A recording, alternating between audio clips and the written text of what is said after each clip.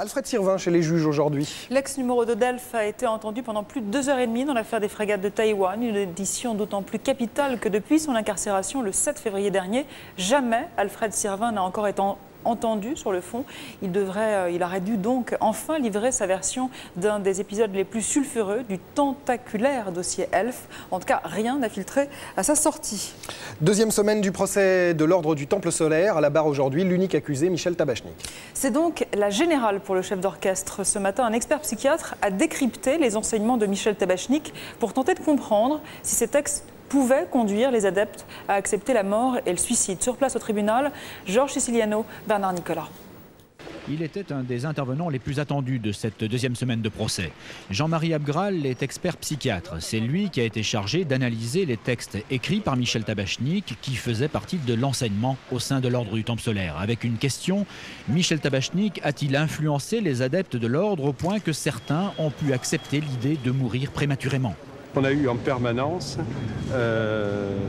un discours qui sous-tendait que la seule façon d'acquérir la vie éternelle et de sauver la planète, c'était mourir dans un sacrifice final qui était un sacrifice par les brasiers.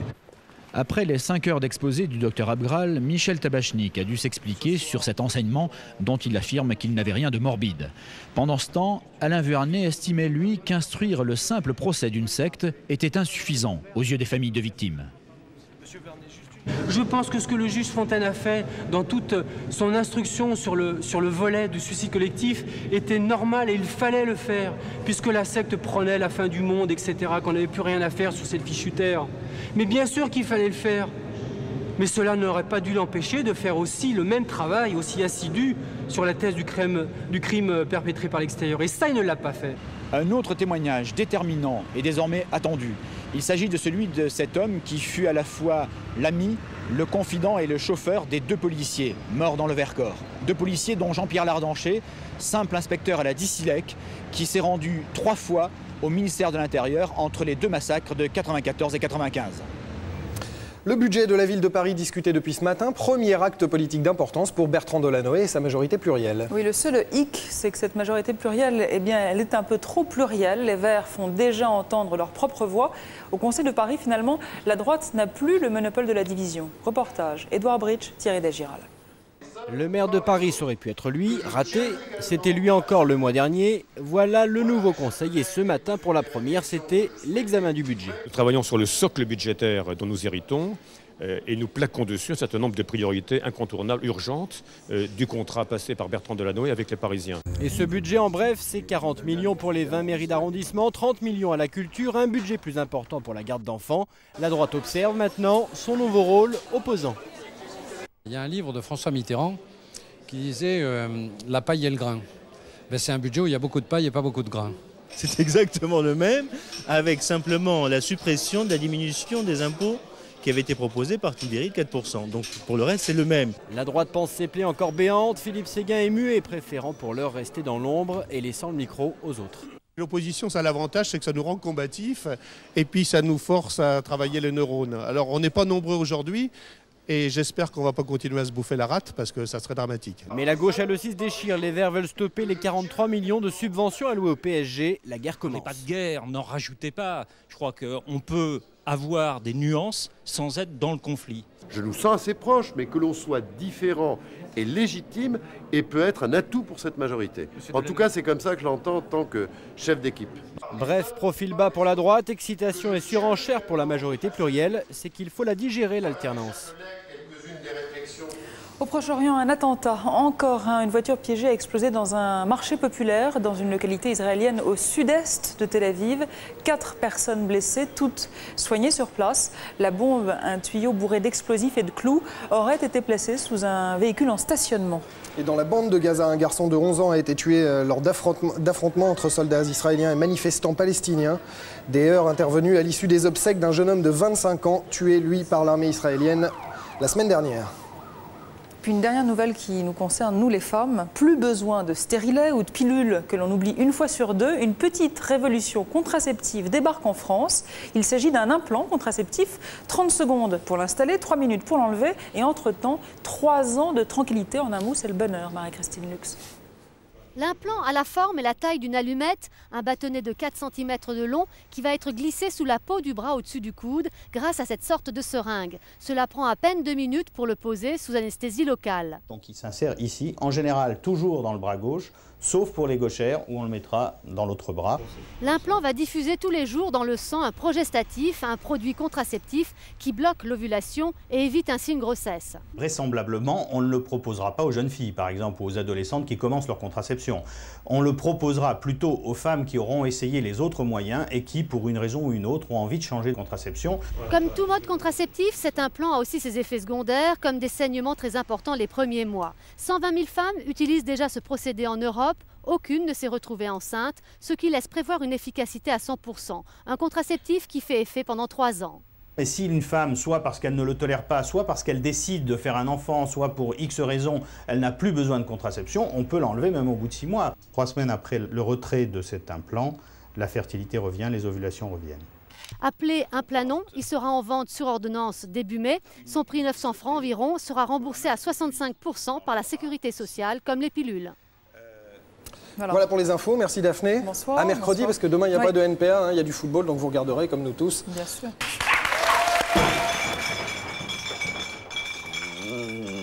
Dis!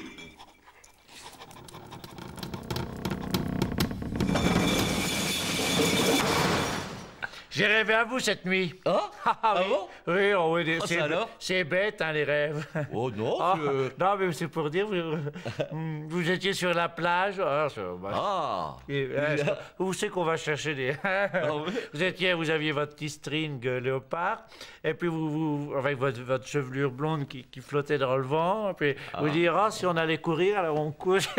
Les pieds nus, et puis à un moment donné, il y a des galets, alors, vous me prenez dans vos bras, puis vous me dites, tiens, si on allait boire un verre, alors on va boire un verre, boire, ça. Vous dites, tiens, si on allait manger la pizza Pinot, alors j'ai dit oui, allons-y. Pourquoi pas, oui, alors puis après, vous dites, venez chez moi. Alors bon, vous allez chez vous, tout en soirée, partout, vous enlevez votre toge, et puis vous offrez sur un coussin. Et puis vous dites, viens, Monsieur Morel, viens, Monsieur Morel. Alors, j'arrive, je saute de... Et puis là, hop, je suis réveillé. C'est bête, hein. Oh là là. Bon, dis, ça va? Non, mais alors... Non, mais vous recommencez pas... Jamais ça, hein. Jamais. Bon.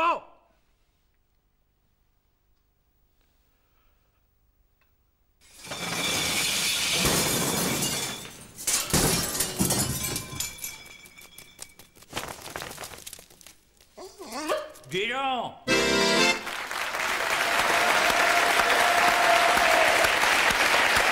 Jean-François Balmer, Philippe Vandel. Philippe Vandel nous a rejoint, il est là-bas. Bonsoir Philippe. Bonsoir Philippe. Bonsoir, alors je vais vous faire une petite démonstration d'un jeu vidéo, bonsoir. Oui, oui. Alors, quand on voit Jean-François Balmer, on se dit, ce type-là, il a une tête à jouer chez lui dans son salon aux jeux vidéo, je me trompe? Oui. Oui, voilà. Parce que vous n'avez pas le bon matos. Alors évidemment, ça marchait très bien, mais le temps qu'on l'installe et c'est un tout petit peu buggé. Je vais parler d'un autre petit sujet. Je ne sais pas si je vais pouvoir le faire, mais je vais quand même le faire. Bon, alors, je vais le faire tout de suite. C'est une artiste. Ouais. Elle est californienne. Elle fait un travail extraordinaire. Et si je voulais faire court, je dirais que c'est une perle. Regardez.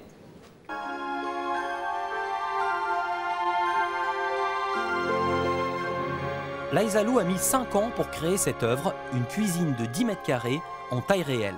Pourquoi 5 années? Parce que cette cuisine rutilante est composée uniquement de centaines de milliers de perles, plus d'1 million de perles enfilées une à une. Quel est le sens de tout ça et pourquoi une cuisine? On écoute l'artiste. Il y a des monuments pour les héros de guerre et pour tellement d'autres événements, mais pas pour le travail quotidien des femmes. J'estime pourtant que les femmes mériteraient cela. Mon travail leur rend hommage et c'est un peu comme une mission pour moi.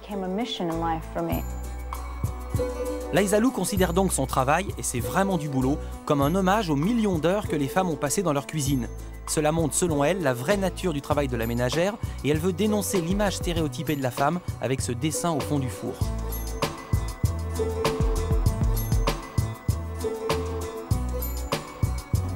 Son œuvre suivante s'appelle le jardin. Pourquoi un jardin? Parce que c'est ce que les femmes voient de la fenêtre de leur cuisine. Liza utilise cette fois 20 millions de perles qu'elle a fait venir de Tchécoslovaquie. Elle a calculé que si elle devait réaliser cette pièce toute seule, cela lui prendrait 45 ans. Elle a donc décidé d'en faire un projet communautaire avec des bénévoles, les voilà, qui l'ont aidé à fabriquer chaque brin d'herbe. Déjà là, ils en ont pour 2 ans. Et même le gardien du parking est venu donner un coup de main. J'en ai déjà fait des centaines. Ça m'amuse tellement que je veux en faire des milliers. Voilà,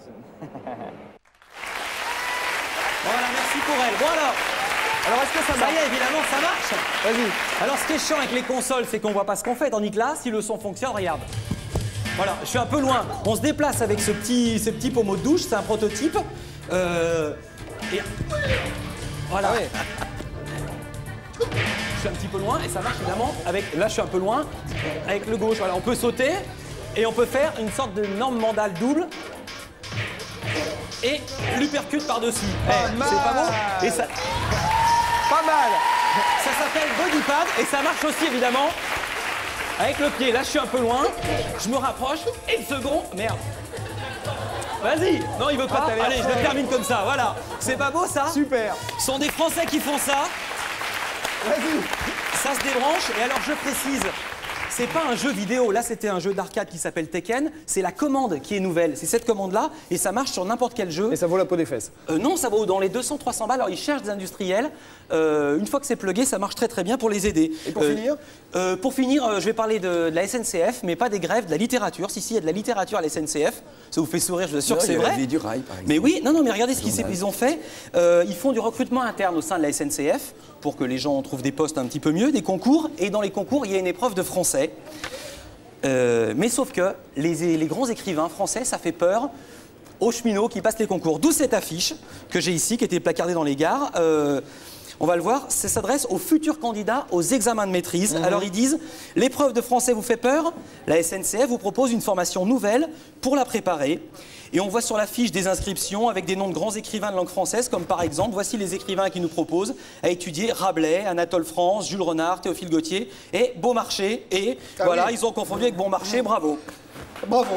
Merci beaucoup Philippe. J'aime beaucoup ça.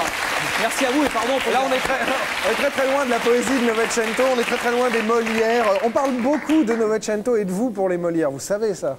Vous n'avez pas... Oui. Ah non, bien sûr. Quel regard vous portez sur ce genre de récompense? Oh, écoutez, d'abord, ça doit faire plaisir, sûrement. Mais moi, je crois que c'est un peu comme la cérémonie des Beaujolais nouveaux, quoi. C'est-à-dire que si on était au service sanitaire, on interdirait ça. Et puis, je crois que c'est simplement l'occasion de voir des gens qu'on n'a pas l'habitude de voir parce qu'on travaille aux mêmes heures. Ah, c'est l'occasion de se voir entre potes? Oui, moi, je crois que c'est ça aussi. D'accord, super. Et puis, c'est bien d'avoir été nommé avec des gens que j'aime bien, Aumont, Géraudot, Villeray. Ça me fait très plaisir. Non, et ça, c'est début mai. On se retrouve tout de suite avec Jean-François Balmer. Il est l'heure de la météo avec Excel. Météo avec Monsieur Store, le contrat confort, store extérieur et intérieur.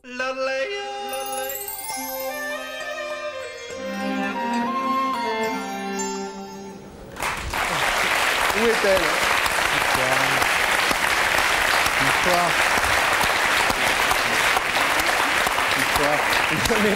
Bonsoir, bonsoir mon fils. Bonsoir mon père, enfin vous n'êtes pas Axel.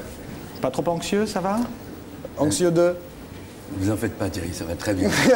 Merci. Félicitations Thierry. Bravo. Félicitations de Très content pour toi. Je t'embrasse. Que se passe-t-il? T'as un bon, mais dans le ferme. Que se passe-t-il? Que se passe-t-il? Bravo Thierry, comme je suis un peu à l'origine de tout ça, je vais te féliciter. Super. Qu'est-ce qui se passe? Bravo quoi? En tant que président de la République, tous mes vœux de bonheur de la part des Françaises et des Merci Français. bien. Elle était géniale. Que se passe-t-il?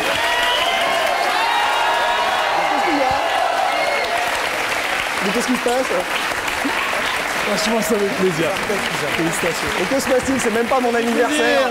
Allez. Qu'y a-t-il? C'est un super moment, tu vas pas le regretter. Patrick. On t'envie tous. Qu'est-ce qui se passe? Ça fait extrêmement plaisir. Ah non, je crois comprendre. Non, non.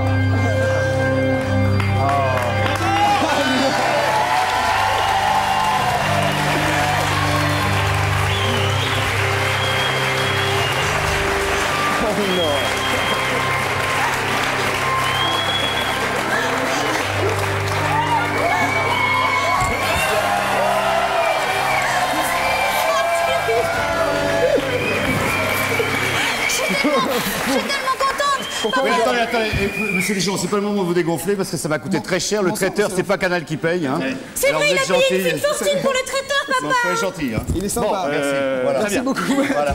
Les témoins, veuillez approcher s'il vous plaît. Très bien. Les alliances. Alors, bien.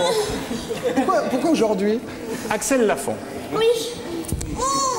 Non, Acceptez-vous de prendre pour époux Thierry Dujon, ici présent? Oui. Thierry Dujon, acceptez-vous de prendre pour épouse et de jurer fidélité à Axel Lafont, ici présente? Oui.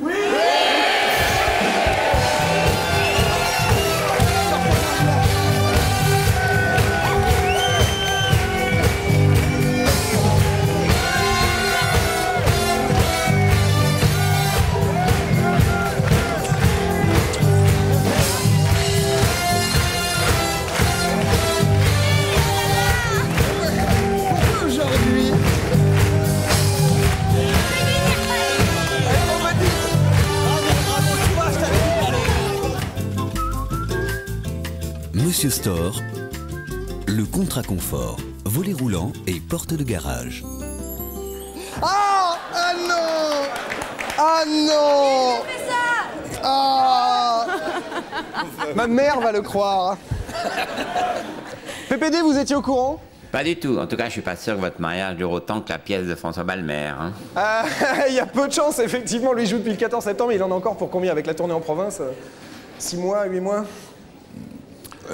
Chaque soir. L'un après l'autre, et oui, je sais, moi aussi. Donc apparemment, les guignols à tout de suite, PPD, retour de vacances.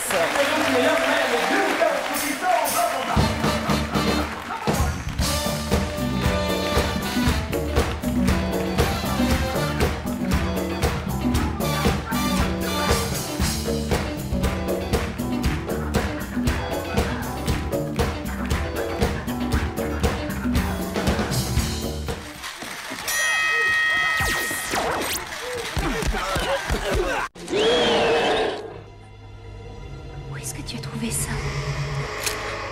Mes recherches attestent de manière formelle l'existence d'une cité bâtie jadis dans le désert. Les momies, mon cher, c'est l'endroit où l'on embaumait les momies. Oh mon Dieu. Il existe vraiment. Le livre des morts. Il ne faut pas le lire à haute voix. Vous avez relâché une créature que nous avons craint pendant 3000 ans.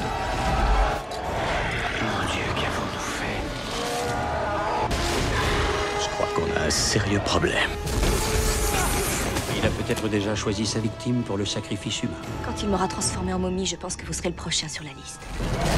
Après de longues années de repos, la bête embaumée a de l'énergie à revendre. La momie de Stephen Sommers, le grand film d'aventure aux effets spéciaux pharaoniques avec Brendan Fraser et Rachel Weisz, mercredi 25, 21h sur Jaune. Bonjour François Balmer, je sais toujours pas où je pars en voyage de noces, il faudra pas le dire Axel, mais j'ai déjà perdu mon alliance. Vous étiez au courant et vous m'avez menti, donc hors antenne, on va envoyer le zapping pour oublier. C'était devenu pour certains un symbole à abattre. Ce fut chose faite hier, en fin d'après-midi. Certes, la majorité des manifestants anti-mondialisation ont défilé pacifiquement, mais un petit groupe parvient à ouvrir une brèche dans le grillage qui ceinture la zone où se déroule le sommet. Les affrontements peuvent alors débuter. Et 280 antimondialistes ont été arrêtés. En fait, ces derniers ont presque plus retenu l'attention que les entretiens des 34 chefs d'État sur la création d'une zone de libre-échange sur le continent américain, nœud du problème pour les protestataires. Le libre-échange rendra les grandes compagnies encore plus grandes et plus puissantes. Elles dirigeront le monde et les États perdront leur souveraineté.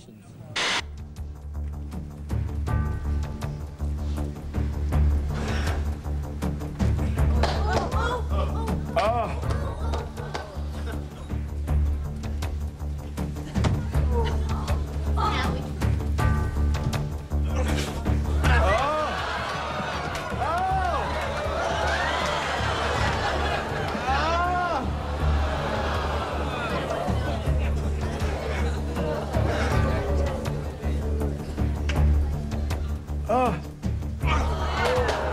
Eh bien, en décembre 2000, j'ai demandé un extrait de naissance. Et puis, un mois après, toujours pas de nouvelles. Donc, j'ai téléphoné. Et on m'a appris que sur cet acte de naissance, j'étais porté décédé. Quelque temps après, je suis allé moi-même sur la tombe, sur ma tombe. Voilà le type de tombe que j'ai rencontré, avec un petit panneau, avec mon nom, mon prénom, ma date de naissance. Donc, ça fait vraiment un choc d'aller se recueillir sur sa tombe. Allons un peu plus loin, hein, comme ça les choses seront claires. Je pense que dans l'esprit d'un certain nombre de juges, il faut avoir le meilleur tableau de chasse possible. Alors, je suis certainement une belle cible. Je me rends compte qu'il y a des acteurs qui ont une quarantaine d'années, qui n'ont pas eu la chance d'avoir un premier rôle dans leur vie. Et moi, j'en suis déjà au 5e, donc c'est quand même une belle récompense. En plus, je suis amoureuse, alors c'est encore mieux. J'ai entendu dire, enfin des bruits, que vous êtes enceinte. Est-ce que c'est vrai que vous attendez donc un nouveau événement ouh là là, je... Oui, c'est vrai, Manu.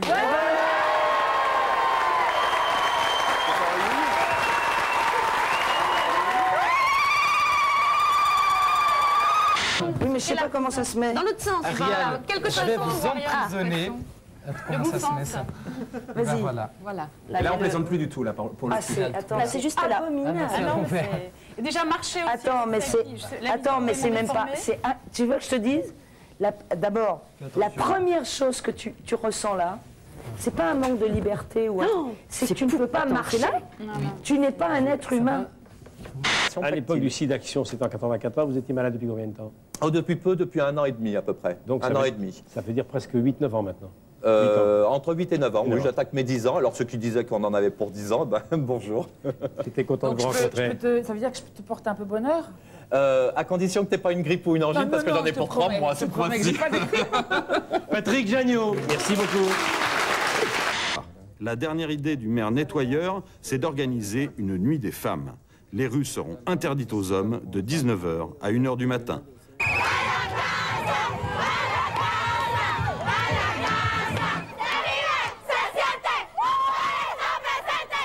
La participation citoyenne voulue par Mocus tourne au carnaval sauvage, 100% féminin.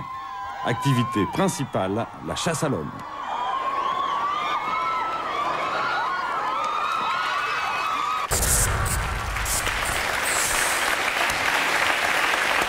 Jean-François Balmer, êtes-vous mélomane? Non, non. Ça tombe bien, on va recevoir 2 musiciens. Ils s'appellent Jean-Benoît Dinkel et Nicolas Godin. Le mois prochain sort leur second album qui s'appelle 10 000 Hertz Legend. Le premier Moon Safari s'était vendu à près d'1 million d'exemplaires. Jean-Benoît Dinkel et Nicolas Godin, c'est R, les voici.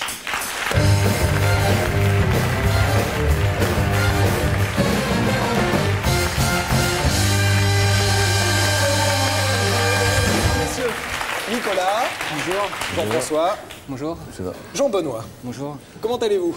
Ça va bien. Alors, on est censé le donner en anglais, le titre? Genre 10,000 Hertz Legend? C'est vrai qu'en anglais, ça sonne mieux. Est-ce que musicalement, c'est un album qui va surprendre vos premiers fans, ceux de l'époque Moon Safari? Ouais, on se demande s'ils vont aimer. Pourquoi?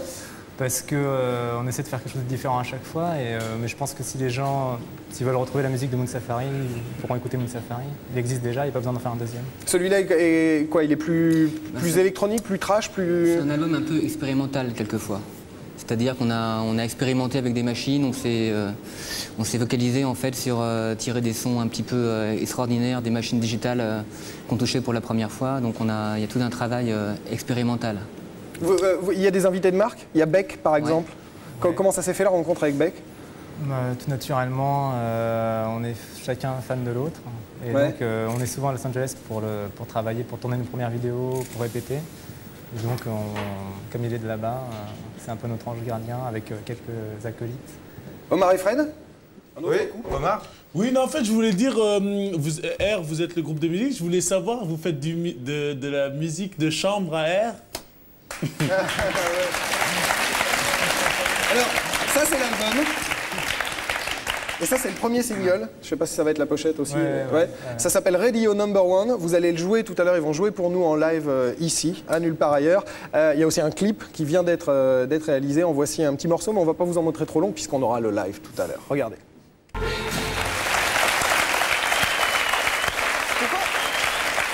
Pourquoi les automates? Qui a eu l'idée?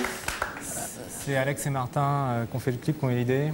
Je pense qu'en France, on a les meilleurs mimes du monde et c'était l'occasion d'utiliser ce stratagème. Et donc il n'y a aucun trucage, c'est incroyable ce qu'ils arrivent à faire, monter sur le tournage.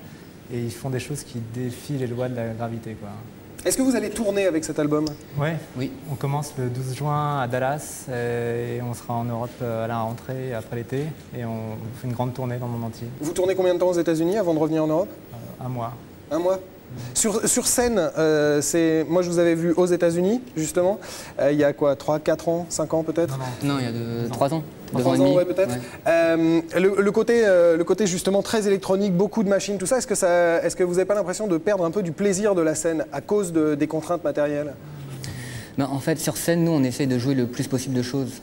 On n'aime pas programmer de la musique ou quoi que ce soit. On le joue vraiment. C'est-à-dire qu'on tourne les boutons vraiment sur scène et rien n'est fait sur ordinateur. Il n'y a pas de programmation.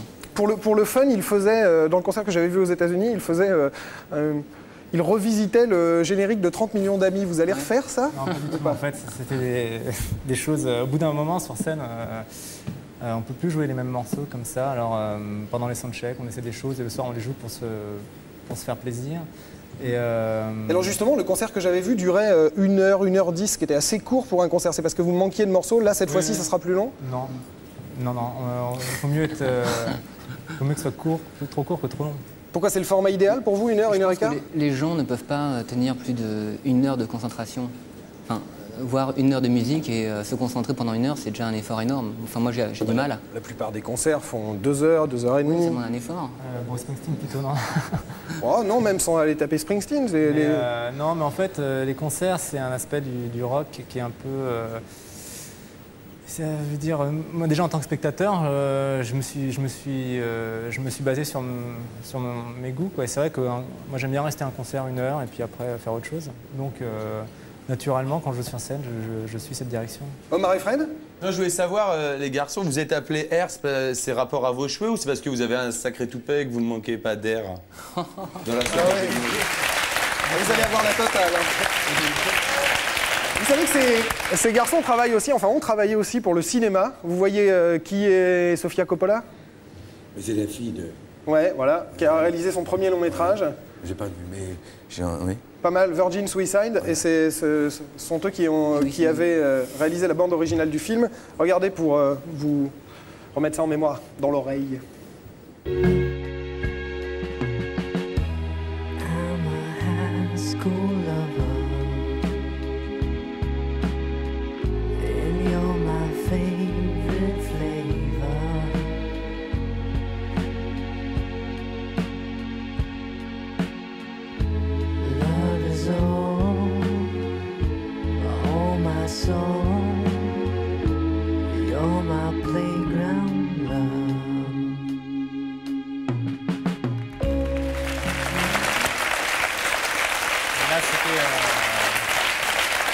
C'est un extrait du clip qu'on a fait à partir du film, en fait. Exact. Ce n'est pas le film, c'est un extrait du clip qu'on a fait à partir du film. Qu'est-ce que vous retirez de cette expérience ciné? En fait, c'était particulier parce que nous, on a essayé de faire en fait un album de air autour des images du film. C'est-à-dire qu'il y a seulement le thème de Playground Love qui a été repris par Sofia en synchronisation du film. Mais sinon, nous, on a vraiment voulu faire... En même temps, votre musique, c'est une musique qui convient assez bien à l'univers cinéma. Ce qui s'est passé, c'est qu'on a regardé les images et on a vraiment enregistré ce qui nous passait par la tête en regardant les images, ce qui fait que c'est des chansons qui n'auraient pu exister si Sofia n'avait pas tourné son film.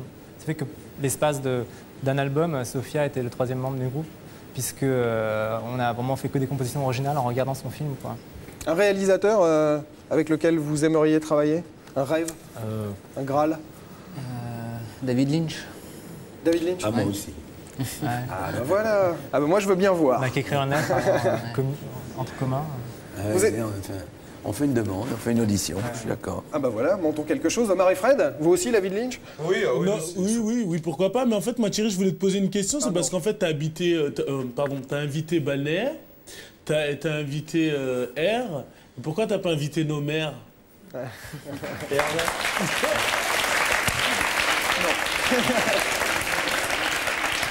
Ça va marcher super fort, super jeune pour vous. Vous avez quoi, 31 ans chacun? Donc, on a eu la chance d'avoir du succès dès notre premier disque. Premier album, vous aviez quoi, 27, 28 ans? 27, ouais, 28. Vous êtes né en 69. Un souvenir musical de l'année 69? Un érotique, Gainsbourg. Et vous, Jean-Benoît? Moi, l'année 69, moi, je vois plutôt ça pour, au niveau de la découverte des premiers terriens qui ont marché sur la Lune. En fait, pour moi, c'est ça. Et vous êtes parti tout de suite aux États-Unis? Non, en fait, curieusement, on a commencé à avoir vraiment du succès à l'étranger, avant la France. Et vous avez fait des tournées là-bas, d'abord? Oui. Et en fait, maintenant, vous êtes basé aux États-Unis? Le public américain est absolument... Ils adorent. Ils sont très positifs. Donc, en fait, c'est pratique d'aller là-bas pour se roder, parce qu'ils sont vraiment positifs. On peut vraiment complètement rater un concert et ils sont contents quand même. Parce qu'ils... Ah oui, je les ai vus là-bas, les ricains, ils sont comme des fous avec R. Donc après, on revient bien rodé et là, on peut conquérir l'Europe. On vous retrouve dans un instant en live dans Nulle part ailleurs pour le premier single de ce nouvel album, Radio Number One. C'est le titre du single juste après Moustique que voici, c'est parti.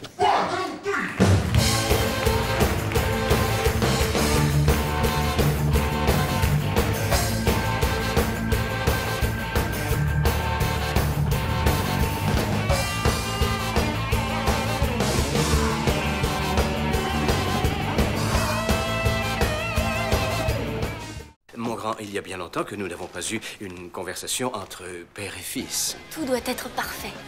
Il faut que tout soit idéal, le moment, l'heure et l'endroit. Vicky, c'est toi que tu envoies en l'air, pas un satellite. Est-ce que tu sais ce que c'est que le clitoris? Non, j'y crois pas. Dieu bénisse Internet. Je suis un robot sexuel ultra perfectionné expédié du futur pour changer l'avenir. Une petite fêlard. Oh. Leur obsession, le dépucelage. Leur limite, aucune. Merci Seigneur pour cette merveilleuse journée. Tu veux pas qu'on baise tout de suite? Je commence à avoir des fourmis. American Pie, la comédie Tina Joe Potacho jubilatoire de Paul Weitz avec Jason Biggs, la nouvelle coqueluche comique, mardi 24, 21h sur Jaune. Il me reste à remercier Jean-François Balmer c'est moi qui vous remercie beaucoup. De nous avoir fait l'amitié de venir à Nulle part ailleurs. Si vous voulez voir ce qu'on dit être la pièce de l'année, appelez le théâtre de la Pépinière Opéra où se joue donc Novecento avec Jean-François Balmer. Merci encore, merci mille fois. On va conclure cette émission avec notre live du soir, celui qu'on attend avec grande impatience depuis le début de la soirée. Messieurs, c'est à vous, R.